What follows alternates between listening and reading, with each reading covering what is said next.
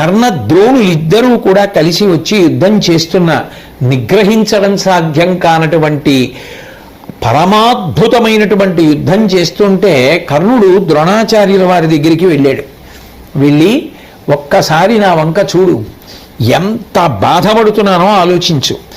నన్ను యుద్ధంలో ఈ అభిమన్యుడు అంత ఇబ్బంది పెడుతున్నాడు.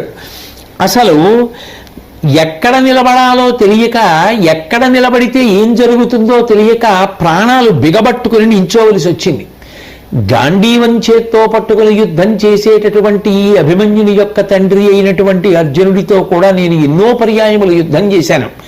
కానీ ఆ అర్జునుడితో యుద్ధం కన్నా నిజానికి ఈ అభిమన్యుడితో చేసేటటువంటి యుద్ధమే చాలా భయంకరంగా ఉంది. ఇతన్ని యుద్ధంలో ఎలా నిగ్రహించాలో అర్థం కావట్లేదు అన్నాడు. అంటే ద్రోణాచార్యుల వారు మరి సంతోషపడ్డారు.